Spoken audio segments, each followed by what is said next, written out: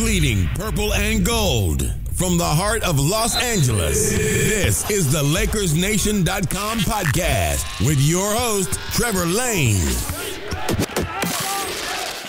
Welcome to the show. As always, we are powered by CLNS Media and LakersNation.com. It is the dog days of the summer, but fortunately the NBA is becoming a year-round league, so we still have more than enough to talk about in the world of the Los Angeles Lakers. Joining me today are Nikki K and Hannah Kulik from LakersNation.com. Thanks, both of you, for hopping on here.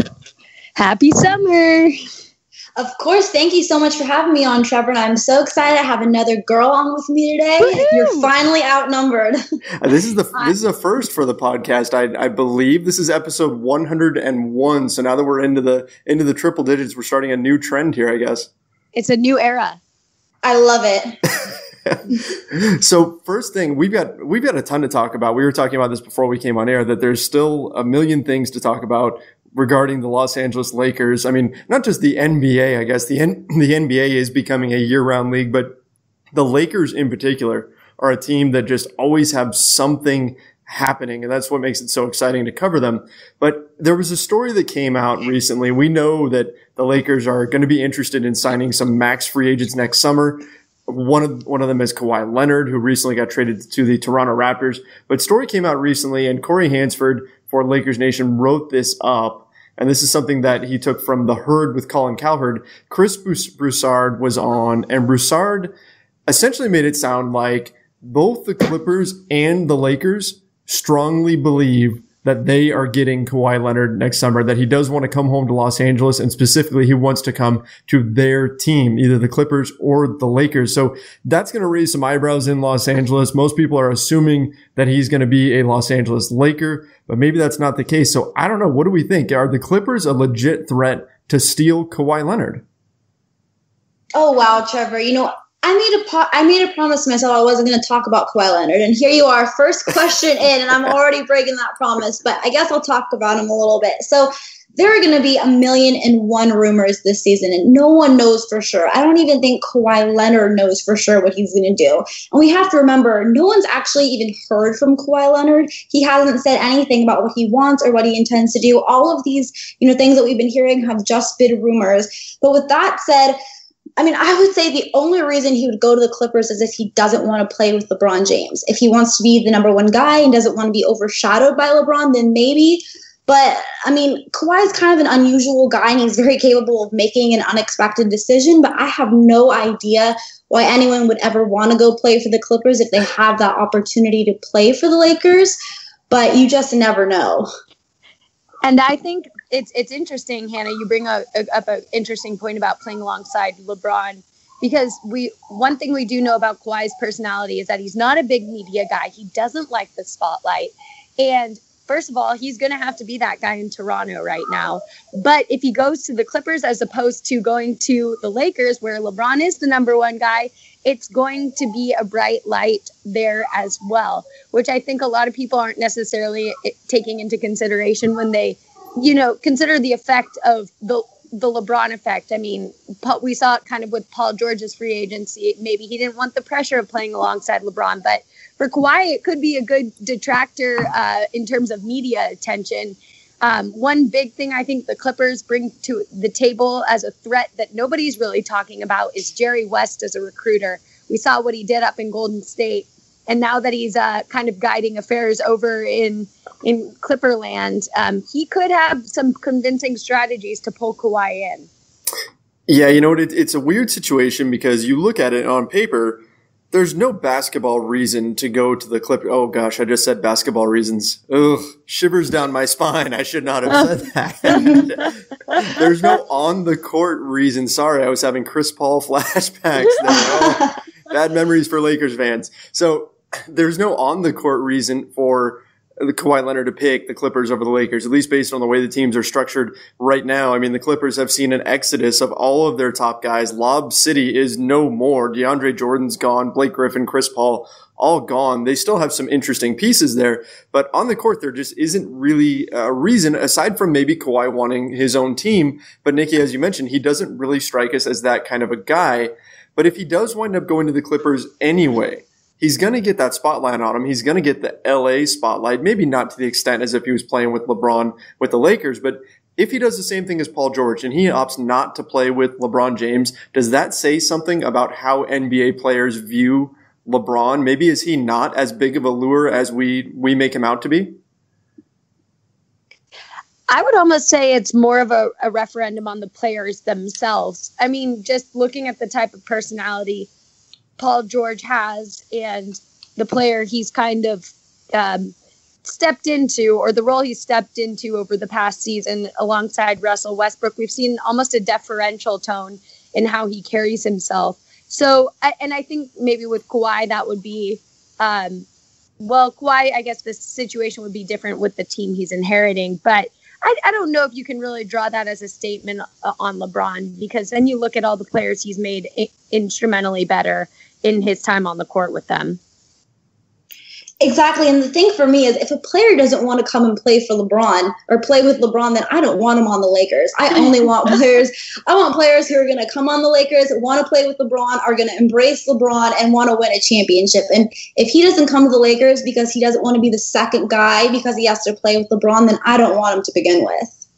Yeah, that echoes a point that Kobe Bryant has made in the past about you shouldn't have to convince guys to come join the Lakers. I mean, this organization has such a history that you should be able to just say, look, this is what we're about. We're about winning championships. And if you want to be able to do that and you feel like you can handle the pressure and handle being a Los Angeles Laker, the most popular team in the world, then you can go ahead and make that jump. We shouldn't have to sell you too much on what it means to be a Los Angeles Lakers. So that's a great point there. You know, LeBron James is going to bring that spotlight. It's going to be interesting to see what happens with Kawhi in Toronto now that the East is wide open. If he makes the NBA Finals, does that change his decision? It's definitely going to be a storyline worth watching.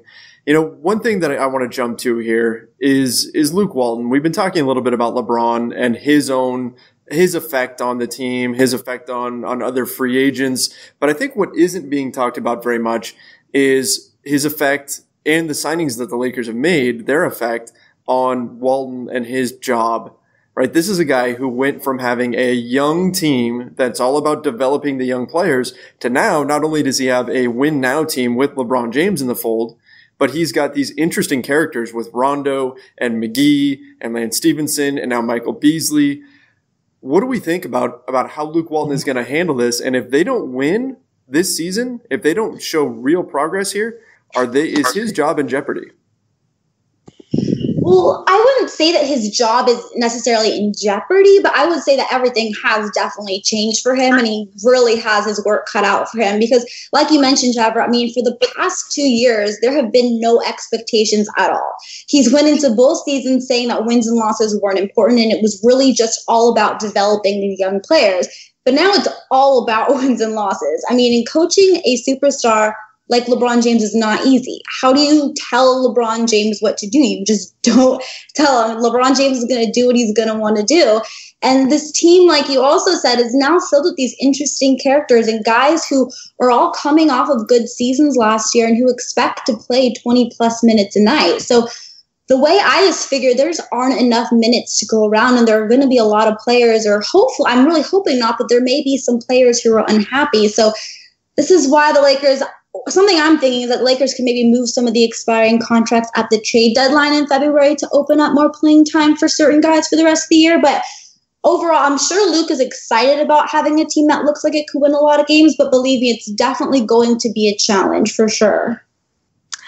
Yeah, I do know, we know one thing for certain, and that's that Luke, at this point of the season, preseason, off season, however you want to determine it is, Luke has the full support of Jeannie Buss in the front office, and Jeannie is very high on Luke. So I think he's going to be given some kind of latitude in what the team goes through, heading into the All-Star break, the trade deadline, and, the state of affairs as they approach April. I think if the team looks like it's going to miss the playoffs, which I highly doubt, not only is that on LeBron's shoulders at that point, I think then you really look at Luke in the hot seat. But I think it's very apparent that he's got a lot of different pieces, a lot of different personalities the one cool thing about Luke's vibe is that he is kind of that chill guy, the chill surfer Manhattan Beach dude that, with all these kind of different characters in the locker room, he might be a mellowing presence. And I just still can't get over the fact that LeBron and Luke were drafted in the same draft class. But I think the basketball respect is probably there mutual between the two of them. Agreed. Yeah, the Lakers organization does really value Luke Walton. But I was talking to somebody close to Luke a few weeks ago, right as all this LeBron stuff was going down. And they said, don't be surprised if by the end of the season, Luke looks like he's 55. And Luke is like 30. No. He's 37, I believe. So yeah, I mean, he's got his work cut out for him, but at the same time, this guy, he's ready for it. Right. Yeah. I mean, if you look at his history, look at his background, what he's gone through, look at the coaches he's coached under, Phil Jackson and Steve Kerr and all the experience that he's got. I think that even though he hasn't dealt with superstars quite on this level, well, he did deal with the Golden State Warriors for a while, but it's now going to be his job to not just figure out the X's and O's on the floor, but also to manage egos. But I feel like he's ready for it. I feel like Luke is ready for the challenge. It's going to be worth watching, but at the same time, I think that Luke is going to be just fine, so I'm not too worried about it, but, something to keep an eye on. Last thing I want to get to. Oh, go ahead. If he handled LeVar Ball, I mean, True. there's a lot of strength that comes with that. Yes. That's true. If you can handle LeVar, you can pretty much handle anything, right? LeVar Ball is like just getting thrown into the deep end as far as being taught how to swim, right? I mean, they're just LeVar is a whole. He's a trip. He's an interesting guy. That's about all I'm going to say about LeVar Ball. Jersey Gate. The Los Angeles Lakers, it was leaked that the Lakers' new jerseys in fact, they're supposed to be officially released in just a few days here, but the Lakers have a somewhat redesigned jersey. In terms of style, it reminds me more of like the Showtime era jerseys. That's what it kind of looks like. But there was this big issue online about the color of the jerseys. They look very yellow, and the Lakers are known for being the purple and gold. What do you guys think? Hannah, we'll start with you. What was your take on how these jerseys look, and are they too yellow for your taste? Does a change need to be made? There's an online petition going around right now to put the jerseys back to gold. That is so funny. This is kind of like the worst kept secret of all time because these jerseys aren't even supposed to be unveiled until like July 30th. And we've already seen pictures leaked. I like the jerseys. I thought they were kind of cool. They brought back that Showtime vibe, then also were a little bit more modernized. I was fine with it. I can understand why fans are saying these are too yellow or the purple and gold, not the purple and yellow. But for me personally, I thought they were kind of cool. So I liked it. I love the Showtime throwback, and it's something that's been called for years now. I'm hoping that highlighter yellow isn't as kind of tacky as it came across in the picture. I do think that we have to take pause here before we sound off the alarms. And, you never know how bad the lighting in that store was. I mean, that was a image that went viral on the internet. It wasn't like a nice graphic display or anything. So we don't know. We don't know just how atrocious the yellow is that we're going to really get. That's a great point. I mentioned that on Twitter as well. I mean, this is under, the lighting of it, the fluorescent lights of a store, right? That's where these things were seen, was in a store. A store went ahead and put them out on the rack early. And if you want to see the picture, listeners, go over to LakersNation.com. There's a story all about it on there, about the petition being started online to try and change the color back. So we don't even know if this is a true representation of what the color of the jersey really is. Mm-hmm. If it is, to me, I think it's too yellow. But I love the style of the jersey. I love that the style is more of that throwback look. There's the drop shadow behind the numbers that we haven't seen in quite a while. So I love the style of it, but I'm hoping that kind of banana yellow is not correct. At least fingers crossed on that one. Yeah, absolutely. All right, so let's get into our mailbag now. Nikki, you've been on, this is your second time on the pod, but you haven't been part of one of our mailbags before. And what we do is we open this up. We open up the Twitter account to fans to go ahead and send in their questions. And we got a ton of great questions. And thank you to everybody who sent in questions this week. Some really, really good ones that we're going to be able to dive into. So what we're going to do is the three of us are going to go through and we're going to take turns reading the questions. And then we'll all chime in and answer them. So I'm going to go ahead and do the first one here. And this is from Justin Cardenas, who is at Justin S. Cardenas on Twitter. And he asks, out of all the signings this offseason, which player are you most excited to see in the purple and gold besides LeBron James? Obviously, you have to say besides LeBron, otherwise that's an easy answer. But yeah, so what do we think? Who are we most excited to see of the new additions to the team, of the signings besides LeBron? Okay, well, at first I was kind of tempted to say Michael Beasley just because I've seen this guy literally destroy the Lakers at times. But I'm going to say with Phoenix, he did. Oh my gosh, I have like major PTSD with him sometimes. I'm sorry. I have seen him just go nuts. But I'm going to say Rajon Rondo. And I know, for being a Laker fan and for a lot of Laker fans, it's really hard to have Rondo on this team because when you think of Rondo, you just automatically kind of associate him with the Boston Celtics. He won titles in Boston. He was an all-star in Boston. But the truth of the matter is Rondo is a heck of a basketball player. And I'll bet you if Kobe Bryant was doing this podcast with us, he would tell us that Rondo is a killer and that we're lucky to have him on this team. It's also kind of been it's kind of been popular to kind of like dismiss Rondo in recent years because he's bounced around from team to team. And he has a little bit of this like odd reputation of being a troublemaker. But I don't really know how much of that is truth and how much of it is made up. Obviously, we know that the media likes to blow everything out of proportion nowadays. But the fact is that Rondo is still one of the top playmakers in the NBA. And we as Laker fans have seen him really, really play well against us. So putting Lonzo aside, the Lakers haven't had a point guard like this in decades. And I don't really know necessarily what's going to happen with Lonzo. I don't know if he's going to be healthy, if he's going to be able to stay healthy. But I'm really excited to see Rondo because I think he can be a difference maker on a team, especially with LeBron James. So Rondo, Hannah says Rondo. Nikki, who are you going with? So it's so funny because I had a similar list to Hannah, but for different reasons. And I started with Beasley, but then progressed to Rondo. And my fascination with him in the purple and gold was more for on the court reasons, aside from all the reasons that Hannah just mentioned. But I would, as much as we would be glaring at a big disparity of non-shooting on the court if Rondo and Lonzo were on the court together for little spurts, albeit, I really want to see Lonzo put in a secondary playmaking position in the half court, where you can see him moving off the ball, moving off screens, and then making those passes that really set up guys to devastate in terms of scoring. So I would just love to see that effect. That really intrigues me, even though it may be a very, very small amount of minutes throughout the season. And also for, his IQ and what he'll help as a true veteran sensei for young Lonzo.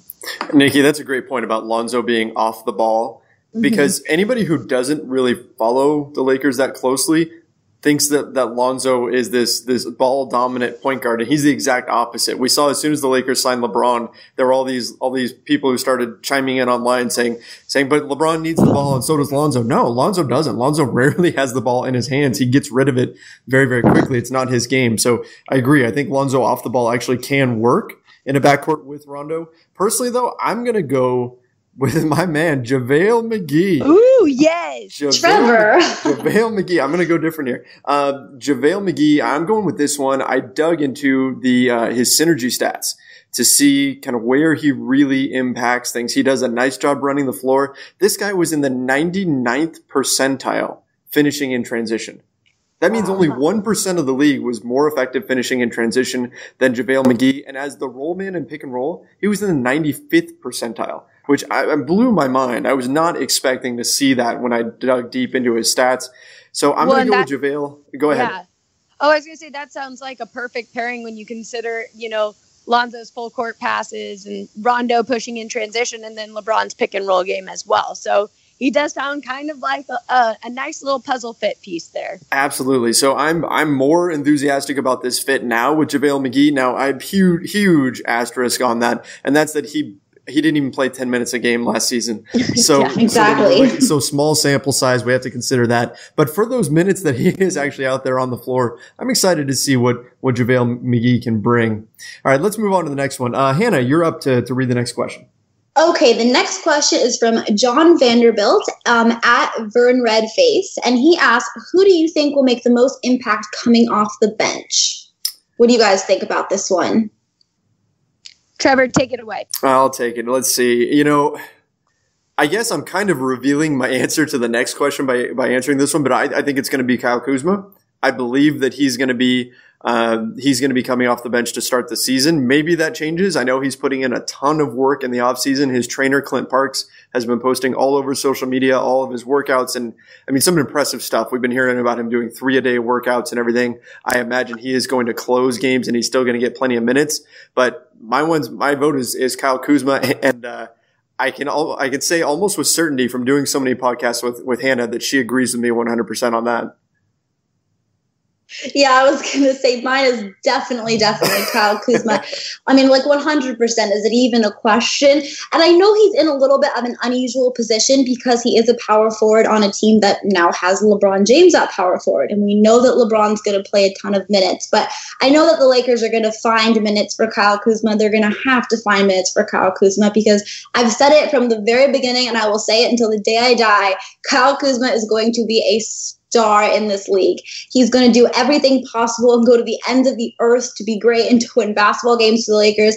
Like you said, Trevor, it's been reported he's been doing 3-a-days. We've seen that he's been working out with The Rock. And if you haven't seen what The Rock has had to say about him, you really should go check it out because it's worth the read. He's just been raving about him. So anyone can say whatever they want. People have been saying, Kyle Kuzma reached his ceiling last season. Maybe we've seen all we can see from him, but I think this is just the beginning from him, and he is a star, and I think he's going to have a huge year. Nikki, who do you have? Who's your pick? I know you. I mean, as bland as this might sound, this is kind of the way I was thinking too, especially being the primary of offense coming off the bench at this point in the season. And then I guess if you could go back and forth with whether KCP or Hart are starting, whether Josh is an impactful player coming off the bench too. And I really just hope we see for Josh his, what we saw from him in Summer League continue to trend upward as he takes the court in Staples Center this season too. So he could be, a couple of months in, the guy we're talking about as the biggest source of intrigue on the Lakers bench. That's a great point. We saw Hart blow up during Summer League. That he's put in a ton of work, just like Kuzma has put in a ton of work. Nikki, the next question is yours, but I want to pause for 1 second here because I've got Twitter up, and lo and behold, I don't know if you two are on here too, but if you see what the Lakers Nation account just tweeted out. Our official press release saying we are excited to add Nikki K to our staff. She'll be doing some writing and assisting with video content. Welcome, Nikki. I figured this is a good time to stop and say welcome. We're happy to have you here with Lakers Nation. And thank you. It's something about it just feels so right, having been born and raised a Lakers fan, and it's good to be back home. And I gotta change my Twitter handle, so that's a work in progress. But no, I'm so excited to be part of the team, and I guess I kind of came at the right time, right? LeBron comes to town. Why not hop on the bandwagon? I think we need to change it. We need to reverse that. You came to town, and then LeBron just followed. Oh, that's exactly the way it went down. I tried to get PG and Russ to join from OKC, but they're working on proving something out there. But okay. So in terms of Twitter questions, I think we all kind of agree on this already. And this is from Tariq D. LaCour at Hume Disciple 16. And he asked, would we start Kuzma or Ingram next to LeBron? And Trevor and Hannah, I'm pretty sure we kind of all just assumed Ingram will be starting next to James. Yeah, absolutely. I mean, Ingram's the pick. Clearly, he's the guy that I believe on the team has the highest upside of the young players, and I think he's the best fit. So I'm not even going to go too far into detail about it. I think it's definitely Brandon Ingram. Yeah, exactly. I mean, I wish we could start both, but between the two, Ingram is definitely going to be the starter. Ingram was the number 2 pick in the draft. He's only 20 years old, and if he can stay healthy, he's going to have a huge breakout season. So aside from LeBron, I think Ingram and Kuzma are probably the 2 most important players on my team, in my opinion, and I think Ingram's going to have a really good year. So definitely have to go with Ingram for this one. You know, the Lakers account tweeted out some photos of Brandon Ingram doing a workout, and I did a little side-by-side comparison of him compared to what he looks like now compared to his rookie year. And there's some people who say he looks exactly the same, and some people can see the muscle that he's put on, especially if you look at his shoulders. This guy has put on functional strength, so I'm very excited to see what he can do this season. Our next question, we're going to jump to at Ryan Spencer, who Ryan always asks a question on this. He does a great job of submitting some wonderful questions for us every single week that we do this. And he said, what do you think will be, or who do you think will be the starters on the Lakers this season? And then what do you think about the death lineup that we're hearing so much about? And of course, the death lineup that we've heard about for the Lakers is most likely going to consist of Lonzo Ball, either Josh Hart or KCP. I'm kind of leaning Hart, actually. Strangely enough, I am. Yeah. But, and then you've got Brandon Ingram, Brandon Ingram, Kyle Kuzma, and LeBron James at the 5. So I guess we'll touch upon that real quick. What do you guys think? Who should the starting 5 be? I feel like that's already kind of set, even though the Lakers say it's not. Yeah, well, what's important to remember is that the players who start the game are not necessarily the players who are going to finish the game. And in my opinion, finishing the game is way more important than starting. But I mean, with that said, it would be a surprise if the starting lineup wasn't, Lonzo and KCP in the backcourt. We've got Ingram and LeBron at the forward, and then maybe JaVale McGee at center. That's what I'm thinking as of now. I think there's a possibility for a surprise. And if there is one, I would guess it would maybe involve Rondo starting instead of Lonzo. And that would maybe be just because Lonzo isn't fully recovered, or just because maybe they start and Rondo as a veteran is just better to play with alongside LeBron James. I don't know, but I think as of now that's going to be the starting lineup. And then in terms of this death lineup, as people have been describing it, I mean, obviously it sounds very exciting for Laker fans, but I think LeBron, he's going to have to buy into it. And LeBron's going to do what he's going to do, obviously. We know that. But if all of the young players show improvements this season, the improvements that I'm really expecting them to, then I think it could be a game changer. I'm really expecting all of our young guys to have really great seasons. I'm expecting them to all really improve and have breakout seasons. So if that happens, then it could be a game changer. I'm excited about it. What do you guys think?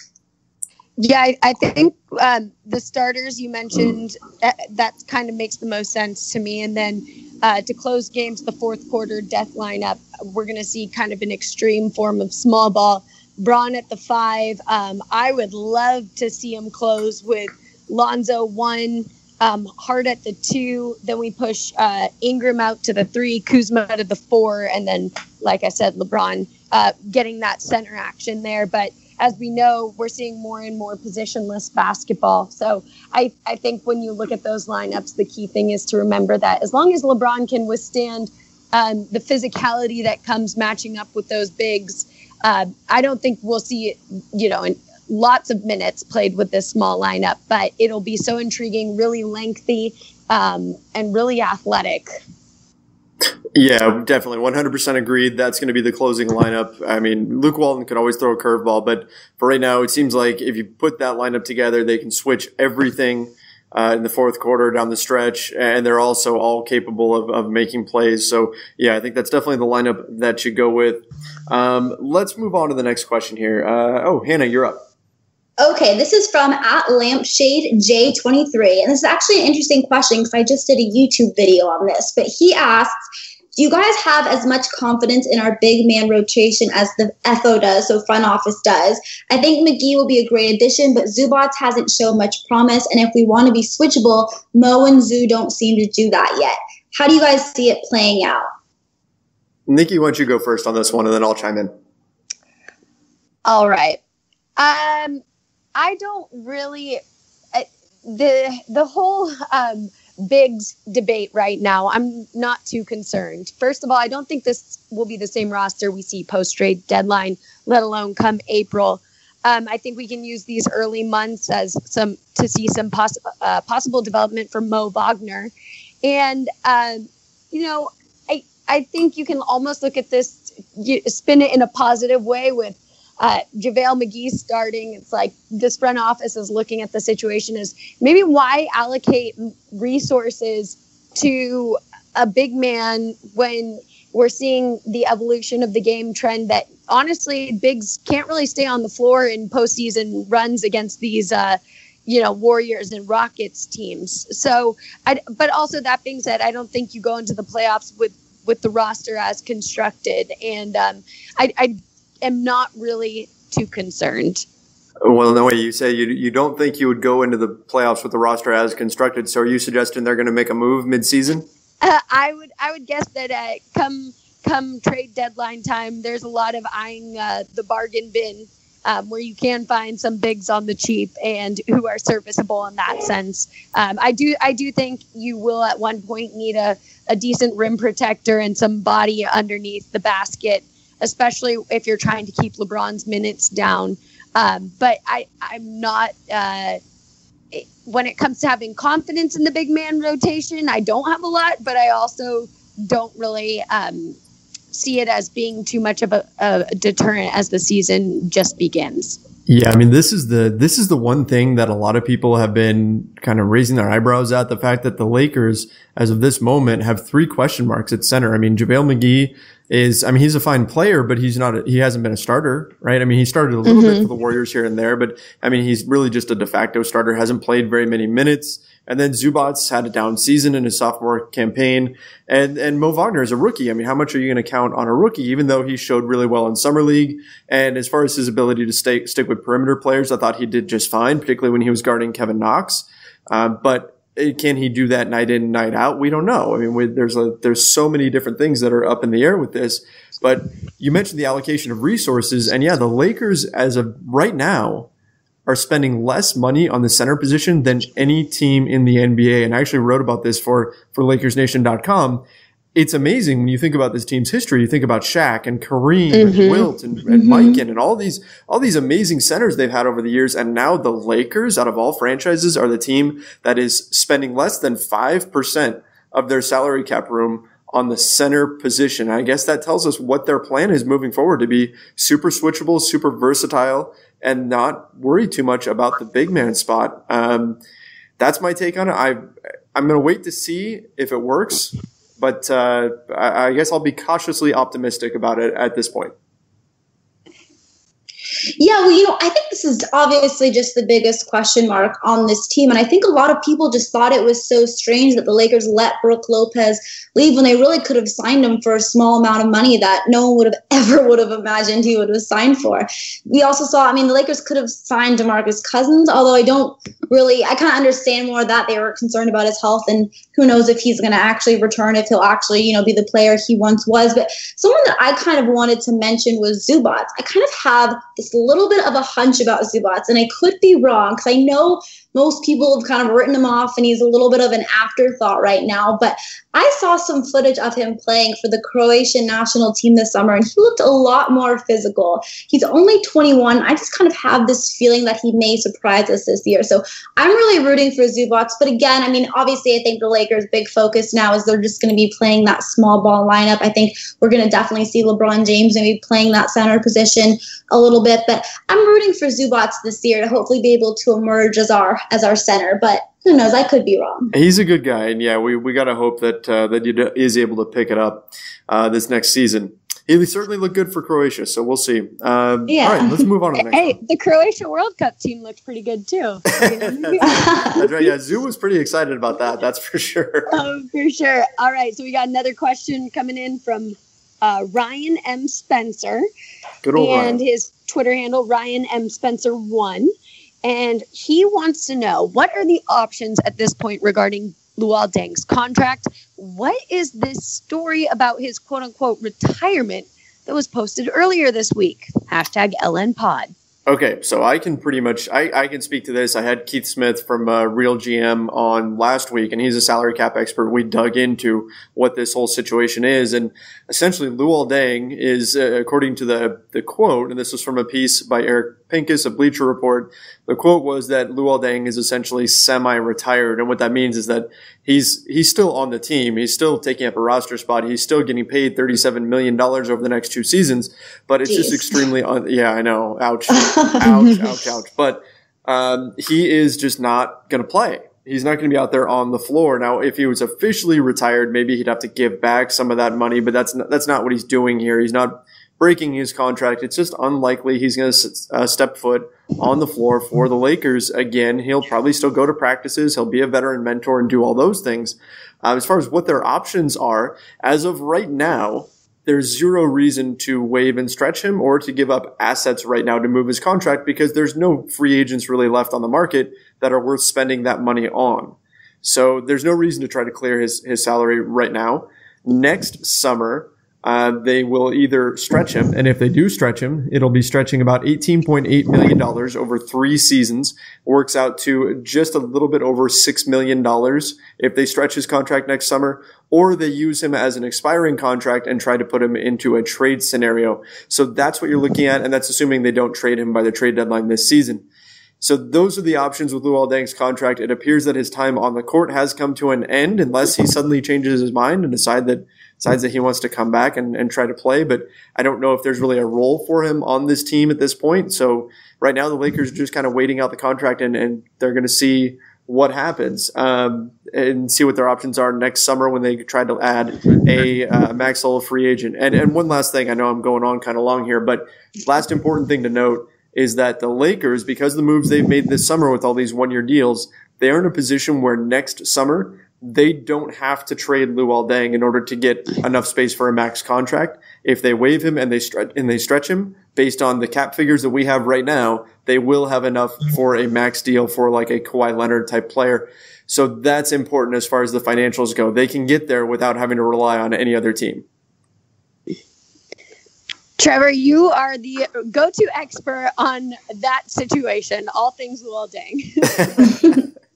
Well, fortunately, we dug into it so much last week. And listeners, if you want to hear even more, we went even further into it last week. Just check out last week's episode. Go check it out. It's totally worth it. But yeah, that's where we're at. So anyway, I guess let's move on to the next question. This one's mine. This is from at LakerGuy89. Says, we've heard plenty about how LeBron will help the young core improve, but what young core Laker do you feel will be most hindered by the arrival of LeBron? Ooh, dangerous question here, guys. Hannah, what do you think? Is anybody going to be hindered by LeBron's arrival, and who would it be? Okay, well, I guess the potential is for Kyle Kuzma to be the most hindered just because they both play that power forward position, and obviously LeBron plays a ton of minutes, but the Lakers are going to have to find pieces. They're going to struggle maybe a little bit to move pieces around to find minutes for Kuzma. I think they're obviously going to have to make that a priority because Kuzma's going to have to play. I think he might back up Ingram at the small forward, which he did. We saw him do that a little bit last year, and it worked. And if LeBron James is willing to play center, which I know we're hearing more of, that's kind of the route that they may be taking, then that would open up a spot for Kuz. But definitely right now, it's a little uncertain, but I think Kuzma, I guess, technically would be, but the Lakers are going to find minutes for him, so I'm not worried. And I would have to say a lot of people are pointing to how much Brandon Ingram will flourish alongside LeBron and really excited for his development next to James. But one thing I have about Ingram's game as a question in general in terms of the all-star he is truly going to evolve into, or how much of an all-star I guess he will become moving forward in his career. I want to see his killer instinct and his ability to take over games as he becomes more and more of a mature basketball player. But one thing that concerns me about him playing alongside LeBron is that if LeBron's doing the killer instinct takeover in late game situations, are we going to be able to see that from Ingram? And will it potentially stunt that ability for that kind of instinct to emerge? Which was something that was exciting when it was just a bunch of young guys on the team and he was almost a de facto leader in those situations. So I hope that that he can only learn from LeBron and not kind of be subdued by him, if that makes any sense. Yeah, that definitely makes sense. And that's a great point about Brandon Ingram. You know, that made me think about the February that Brandon Ingram had, that month where Lonzo Ball was hurt and Brandon Ingram became the team's starting point guard. And with the ball in his hands, he had the best month of his career. He averaged, it was almost 19 points and then over 5 plus boards and 5 plus assists. So he really flourished in that role. And so I suppose in a way you have to wonder if he's going to have the ball in his hands enough to be as effective. I think he's going to be more efficient this season with LeBron out there. And when you factor in guys like Lonzo and LeBron and Rondo and their passing ability, you have to hope that ultimately that kind of sharing mentality will take hold with this team. But yeah, I could see where Ingram maybe doesn't take as big of a step forward. Although I still feel like he's going to make leaps. I feel like Ingram taking a step back or not growing as much as we expected is maybe a 30% chance of that happening. I don't think it's very likely. I guess that's my main point. I don't think it's likely, but I could see a scenario like what you're describing where maybe LeBron has the ball in his hands too much and then it negatively impacts Ingram. So hopefully that doesn't happen. But you know what? I mean, hey, we already saw LeBron give Brandon Ingram a big hug at Summer League. So, so it seems like they're on the same page as of right now. Hopefully that'll continue through training camp and everything. Last question here. And, this one's yours, Hannah. Okay, perfect. So the last question is from @TimMoreno32, and he says, #LNPod. A few years ago, the Warriors rewrote the way we look at the roster construction, and now every team covets shooters. Do the Lakers have a shot at rewriting the story moving forward if the roster of positionalists, switch everything, playmakers blend together successfully? What do you guys think about this? Oh, man. I mean, I love this question. Yeah, that's a great one. It's putting a lot, it's really taking a lot into consideration, but that would be, I guess, the greatest answer to what the Warriors have put together, in their dynastic run. So maybe this is the zag to the zig, but I do think if Tim Moreno hit the nail on the head with what the Lakers roster brings to the table, the playmaking ability. One thing that concerns me, though, is a little bit of a lack of offense. And so we'll just have to see how much that factors success of what this team can accomplish. Something that's occurred to me with this team, if you look at what they're trying to do here, a lot of people forget when you go back and you think about the Showtime era, you think about what Magic Johnson had at his disposal then. A lot of people forget how good the Lakers were defensively back then. I mean, we all remember the highlight reel fast breaks where Magic Johnson's throwing no-look passes and James Worthy is streaking down the sideline and all these things are happening. But they forget that it took a stop in order to create that. The Lakers were getting stops and then getting out in transition. I think they've put together a team that can do that can get stops and then get out and run and then get the ball to the right places. Now, they don't have the shooting that the modern NBA would like them to have, and that will impact them in the half court. It's going to be interesting to see how they deal with that. But it feels like they've just put together a tough, gritty team that wants to defend like crazy and then fast break you to death whenever possible. And so I think in that regard, they can accomplish that goal. And then it's going to come down to whether or not they can do that enough to mitigate the shooting concerns. So I think that's what we're looking at here. I guess, do they have a shot at rewriting the story moving forward, changing the whole theme of the NBA right now? I think that's asking a lot. It takes something really significant to have a cultural shift like that. I mean, you think about Mike D'Antoni and the 7-second or less Suns. We remember when he did that, but I mean, it takes something really, really significant for that to happen. So I would say that's unlikely, but can they find success? Yeah. I mean, sure, they can go against the grain and it can work. I just, I'd feel more comfortable if they had more shooters, but we'll see. I mean, Magic Johnson and Rob Pelinka have proven that they're not stupid. That's for sure. Yeah, so, exactly. So they've put together an interesting team here, I think. Oh, definitely. And also something that I also kind of wanted to touch on in terms of this subject too is I think a lot of people get confused because they see that the Warriors have been successful with this small ball lineup, but that doesn't mean that every team is suited for that same thing. And I know now it's like this popular belief to say that centers aren't really important. But I mean, tell that to the teams who have Joel Embiid, Karl Anthony Towns, Anthony Davis, Rudy Gobert. I mean, centers are still a prominent thing in this league. So I think just because the Warriors have had so much success with this small ball lineup doesn't mean it's for every team. And again, I think the Lakers, if everyone is, playing is improved and everyone is healthy, then I think we have the opportunity to really have a really special thing going. So I'm really excited for this season. I know you guys are too, but I think we're going to do pretty good. Oh, absolutely. I'm excited. I'm already looking at the calendar and I'm seeing the month of August and I'm just going, oh man, it looks so long. I mean, right? The Summer League was just a few weeks ago and I already feel like starved for basketball. I've started pulling up games on my DVR and rewatching them and my wife just rolls her eyes at me. I don't know. Maybe that's it. Maybe that's a problem only I have, but it's bad. I feel like we're missing basketball right now. Oh yeah, I'm totally missing it. And Trevor, I completely get you. I literally almost once every 3 days probably rewatch Kobe Bryant's last game. So I totally get where you're coming from. That I love watching old games too. Every 3 days? Yeah. Oh no, I'm obsessed. At least the highlights. It was like one of the greatest days of my life. I always watch it. Nikki, what do you think? Are you tired of no back, or are you just so excited to be back in Southern California that you're doing okay right now?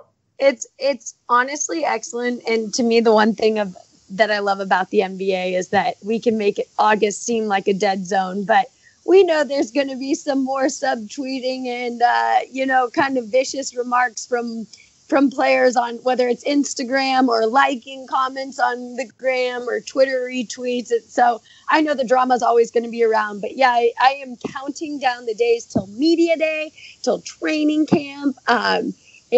It's going to be a good one. Oh, gosh, yes. That you reminded me there when you said Instagram. So two things. First of all, Lakers Nation changed their Instagram handle. Go check it out. It's at Lakers Nation Official now. It used to be at Bleed Purple and Gold. Now it's at Lakers Nation Official. So make sure you guys check that out on Instagram. Some awesome stuff on there. But also, I didn't know this because I wasn't following him until he became a Laker. And he was my most questionable signing, Lance Stevenson, but he is a delightful follow on Instagram. Oh, okay. He has me busting up more often than any other. He's always doing something on there. He's super entertaining. So, go follow Lance Stevenson on Instagram as well if you're not already. Oh, great. Definitely will do. All right. Well, I think we got through a ton of questions. Again, thank you to everybody for sending in questions. We talked about the Lakers' new jerseys. We talked about Luke Walton and his job. We talked about the Clippers maybe stealing Kawhi Leonard. We covered a ton of topics here in a short amount of time. So I'd like to thank both my guests, Hannah Kulik and Nikki Kay, for jumping on here with me. Thank you, Trevor.